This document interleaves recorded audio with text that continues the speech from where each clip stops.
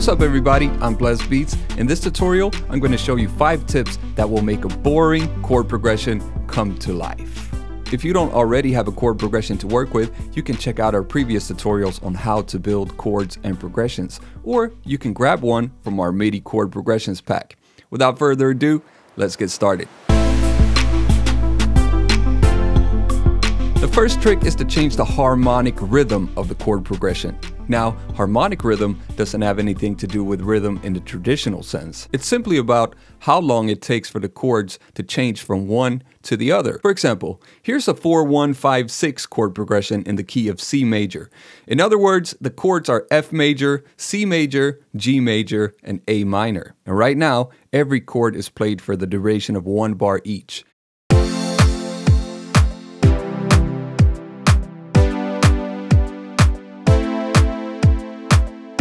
This is a very common harmonic rhythm, but it can sound bland. The easiest change you can make to the harmonic rhythm is to either double or half the speed of it, and you can do that with the stretch tool. Let's drag out the edge of this clip so it's twice the size.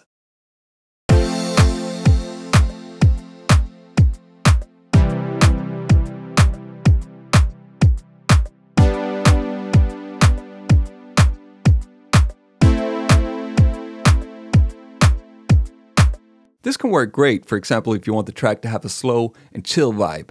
We can also make it twice as fast. This will sound more energetic.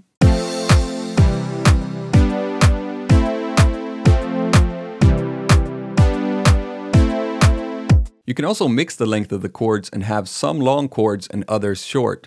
In the note clip editor, I will select all notes with Ctrl or Command A and make them shorter. Now I'll select the individual chords and move them to new starting points with the arrow keys.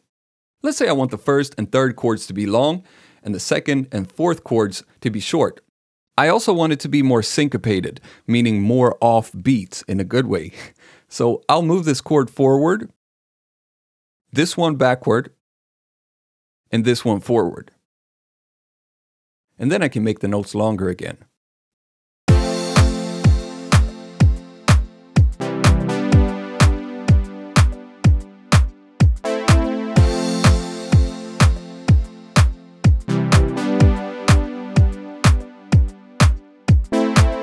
The changing and syncopated harmonic rhythm keeps you on your toes and adds a lot of personality to an otherwise pretty generic chord progression.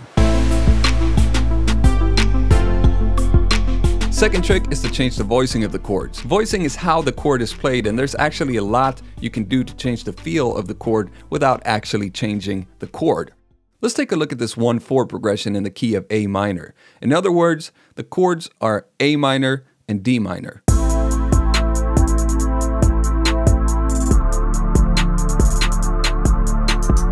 One thing to experiment with is which octave you play the chords in.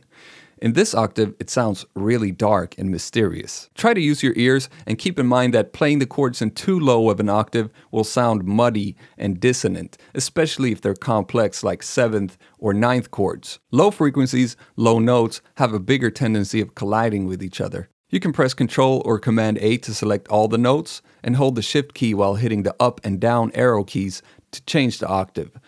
This is what it sounds like 1 octave up.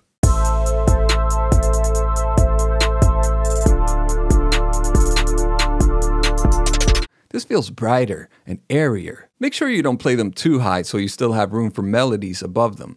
But let's go back.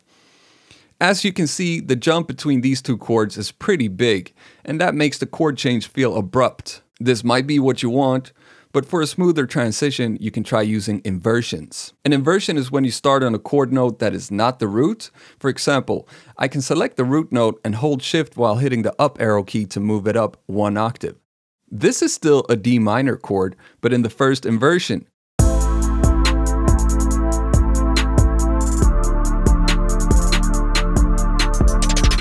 And I can do the same with the third to get the second inversion.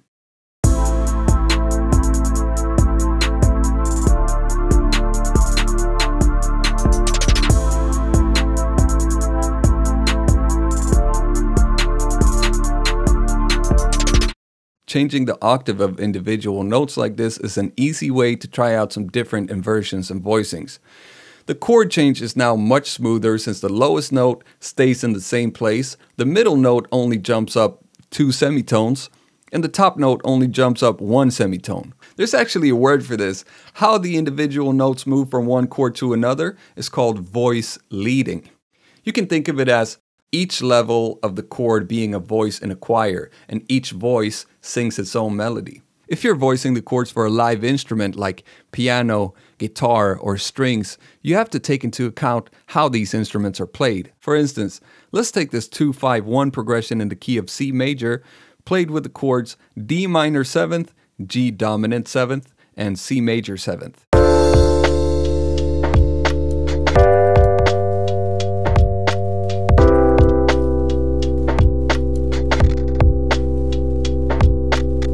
This is played with an electric piano, so I want it to be voiced like a pianist might play it. Piano voicings are usually broken into 2 parts, which makes sense if you think about it. That's 1 for each hand. So I'll select the root notes and drop them down 1 octave. And it's also pretty common to double up the bass, so I'll Alt-drag to copy these notes to the octave below. And then I can shift the top notes around to different inversions so the right hand of the piano player doesn't have to move so much. So this could be an example of voicing for piano.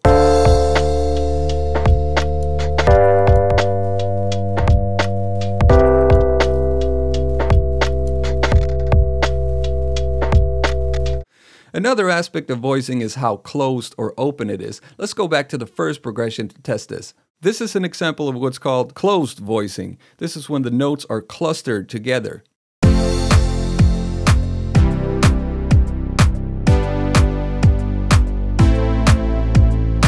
Closed voicing sounds dense and thick. Open voicing is when the notes are more spread out. As an example, I'll select the root notes and drop them down 1 octave, and select the thirds and raise them 1 octave. As you can see, there's a lot more space between the notes now. This will sound clearer and grander.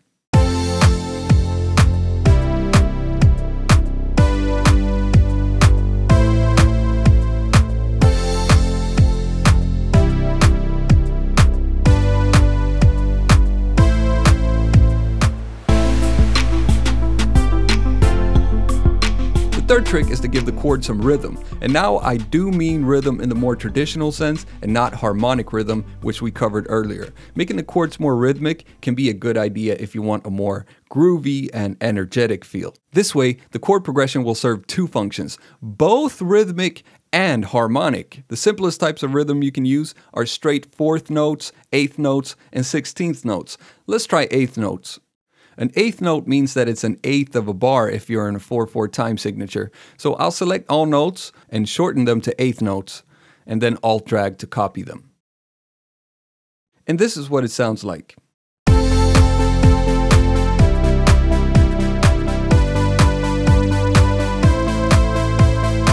From here you can experiment by simply deleting some of the notes to create different rhythmic patterns. Let's try removing the second 8th note of every bar.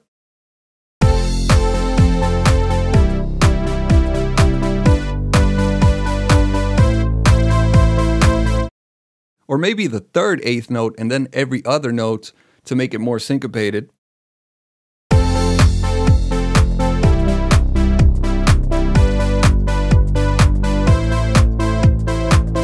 Or we can zoom in a little to see the 16th note grid and make it even more syncopated. This is a very common rhythm for EDM, where the distance from the beginning of one note to the other is 3 16th notes, or also known as the dotted 8th note.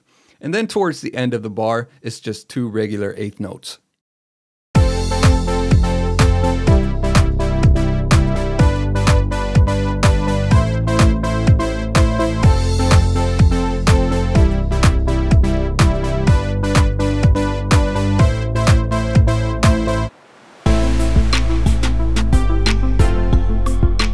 Fourth trick is to decorate the chord progression with some melodies to make it more ear-catching. Let's continue with this rhythmic pattern and make it more melodic. Melodies are usually played on top, so I'll move the top notes around to notes that are close by and in the same scale, which is C major in this case, and this is what I came up with.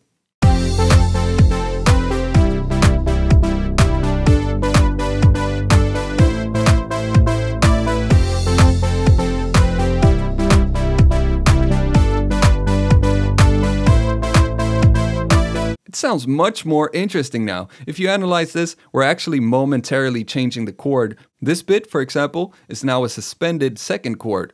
But you don't always have to think about the theory, that's just a tool, so go by what sounds good to you. Let's go back to the 2-5-1 progression and check out how it can sound with some decoration. There's a simple melody up here, much like the previous one. But I also added some notes to the bass to add some more movement and make the transition between the root notes smoother. This goes hand in hand with voice leading, as we talked about before, to create independent melodic lines within the chord progression to make it flow better. Let's take a listen.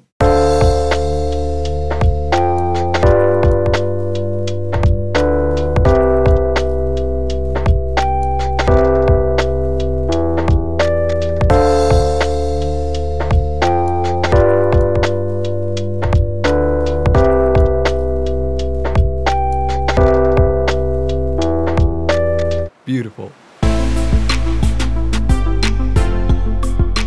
The fifth and final trick of this video is to convert the chords into arpeggios. An arpeggio is when you break up a chord into individual notes and play them separately. Similar to the last trick, this will make the progression feel more melodic. Let's go back to the 1-4 progression and turn these into arpeggios now. I'm going to select all notes and shorten them to eighth notes, although they can be longer or shorter, that's up to you. Then I will select the notes and use the arrow keys to move them into an upwards pattern like this. And then just copy it until it fills up the bars.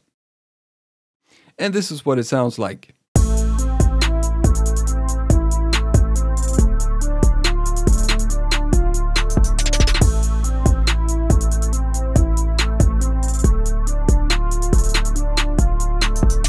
You can of course use different patterns. Instead of up, it can go down.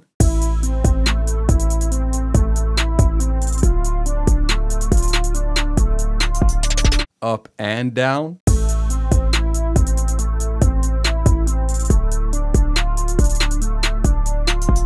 Really, any pattern you can think of, experiment and have fun with it. And that's it for this video. Those were 5 tricks to take your chord progressions to the next level, and I hope you got some new ideas to try out. I'd recommend that you listen to your favorite songs and see how they use these techniques and other techniques so you can incorporate them into your own music. If you have any suggestions on future tutorials, let us know in the comments. Don't forget to subscribe, and we'll see you in the next video.